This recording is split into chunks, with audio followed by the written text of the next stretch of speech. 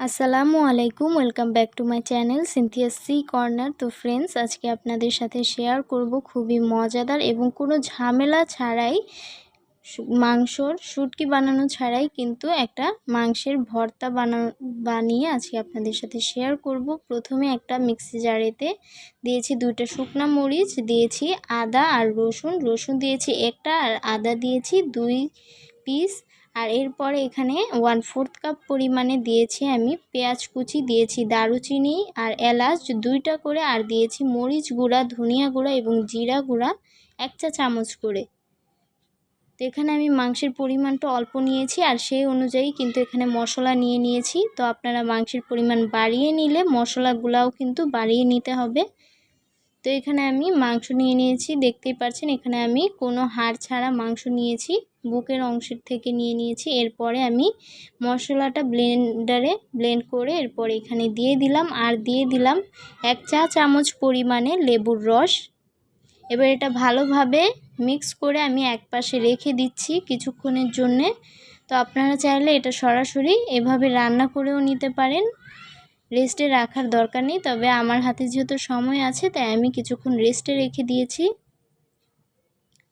এরপরে একটা কড়াইয়ের মধ্যে দিয়ে দিলাম সরিষার তেল। তো আপনারা চাইলে সয়াবিন তেলও ব্যবহার করতে পারেন। এরপরে এখানে আমি পেঁয়াজ দিয়েছি বেশ অনেকটা, 1/4 কাপের মতন দিয়েছি। এই রান্নাটাতে যত বেশি পেঁয়াজ দেবেন ততই কিন্তু রান্নাটা মজা হবে, যেহেতু এটা ভর্তা টাইপের করে রান্না করব। তো এরপরে পেঁয়াজটা একটু নরম হয়ে আসার পরেই কিন্তু আমি মাংসটা দিয়ে দিয়েছি, আর দিয়ে ভালোভাবে নেড়ে চেড়ে মিশিয়ে নিচ্ছি। এটা রান্না করতে কিন্তু খুব বেশি সময় লাগে না, যেহেতু মুরগির মাংস খুব সহজেই সেদ্ধ হয়ে যায়। তো এরপরে মিক্সিটা থেকে ধুয়ে কিন্তু এখানে পানিটাও এখানে অ্যাড করে দিয়েছি, মশলা যেহেতু লেগেছিল মিক্সিতে।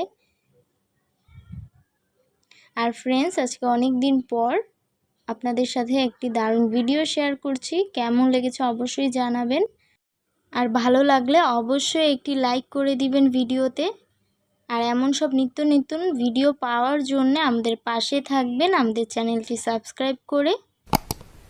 তো এই তো এটা কিন্তু নাড়াচাড়া করেই যাচ্ছি, এটা কিন্তু এভাবে রাখা যাবে না। আর এই তো নাড়াচাড়া করতে করতে দেখতেই পাচ্ছেন মাংসর কালারটা কিন্তু লাল হয়ে এসেছে। আর মাঝখানে কিন্তু ভিডিওটা একটু স্কিপ হয়ে গেছে, তার জন্য খুবই দুঃখিত।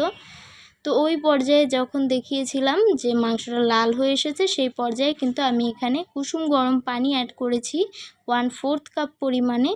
আর কিছুক্ষণ জাল দেওয়ার পরে কিন্তু এত সুন্দর একটা কালার চলে এসেছে, দেখতেই পাচ্ছেন। আর এটা কিন্তু গরম গরম খিচুড়ির সাথে খুব ভালো যায়। তো আপনারা চাইলেই কিন্তু এটা বাসায় খুব সহজে বানিয়ে নিতে পারেন। কোনো রকম কিন্তু মাংসের শুটকি বানানো ছাড়া আপনারা এই রান্নাটা অনেক সহজেই করতে পারেন, আর এটা খেতে অনেক বেশি মজার হয়ে থাকে। দেখা হচ্ছে নেক্সট ভিডিওতে। আল্লাহ হাফিজ।